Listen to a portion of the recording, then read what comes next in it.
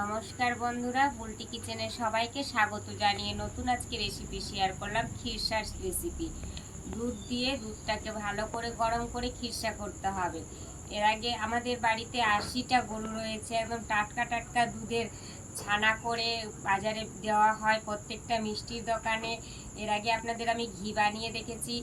বাড়িতে ঘি তৈরি করা হয়, একদম খাঁটি গরুর ঘি মেশিনে করে দিয়ে মাখন বের করে, মাখনের পর কড়াইয়ে দিয়ে ভালো করে ঘি করে বোতলে করে করে দোকানে দেওয়া হয়।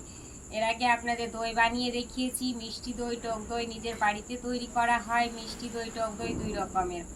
আজকে আপনাদেরকে একদম বাড়ির দুধের খিরসা করে দেখাবো। আপনারা খুব সহজেই বাড়িতে বানিয়ে খেতে পারবেন। গ্যাসটা জ্বালিয়ে দিলাম। খিরসার জন্য আমি দুধ নিয়েছি। দুধটা একদম ভালোভাবে গরম করে নিতে হবে। গরম করে আস্তে আস্তে পুরোটাই একদম খিরসার জন্য অল্প করে নিতে হবে জাল দিয়ে। খুব সুন্দর খিরসা হবে। এর মধ্যে কোনো কিছু মিশাল করতে হবে না বন্ধুরা, এবং চিনিটাও দিতে হবে না। শুধু দুধ দিয়ে জাল করে একদম ঘন করে তুলে নিতে হবে, তাহলেই খিরসাটা তৈরি হয়ে যাবে। দেখতেই পাচ্ছেন দুধটা ভালোভাবে একদম গরম করে ভালো করে খিরসা একদম তৈরি করে নেব। দেখছেন বন্ধুরা কত সুন্দর খিরসা তৈরি হচ্ছে। দুধটা আমার অনেকটাই ঘন হয়ে এসছে, দেখেই বুঝতে পারছেন কতটা ঘন হয়ে এসছে দুধটা। আর কিছুক্ষণ অল্প ঘন করলে একদম পারফেক্ট খিরসা তৈরি হয়ে যাবে।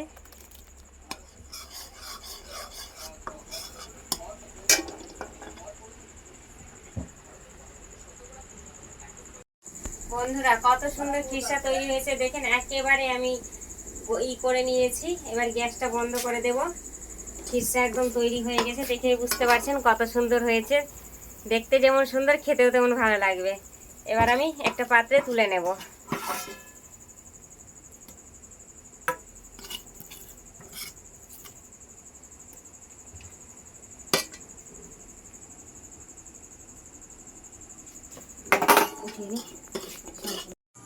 বন্ধুরা দেখতেই পেলেন খুব অল্প সময়ের মধ্যে কত সুন্দরভাবে আমি খিরসাটা তৈরি করে আপনাদের দেখালাম। এবার দেখেন আপনাদেরকে আমি খেয়ে দেখাচ্ছি।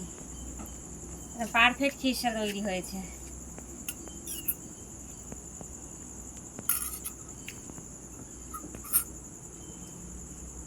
খুবই ভালো হয়েছে বন্ধুরা, খুবই সুন্দর খেতে লাগছে। আমি যেভাবে আপনাদেরকে বানিয়ে দেখালাম আপনারা অবশ্যই বাড়িতে বানিয়ে খাবেন আর সকলকে খাওয়াবেন। ভালো থাকবেন, সুস্থ থাকবেন। আর আমার ইউটিউব চ্যানেলটি যে আছে ওটা সাবস্ক্রাইব করে দেবেন। সাবস্ক্রাইবের পাশে যে ঘন্টিটা আছে ক্লিক করে দেবেন। নিত্য নতুন ভিডিও পেতে অবশ্যই লাইক এবং শেয়ার করতে ভুলবেন না। আর আমার এই রেসিপিটা আপনাদের কেমন লাগলো অবশ্যই কমেন্টে জানাবেন। আর বেশি বেশি করে শেয়ার করে দিবেন, যাতে সকলের কাছে আমার এই ভিডিওটা পৌঁছে যায়।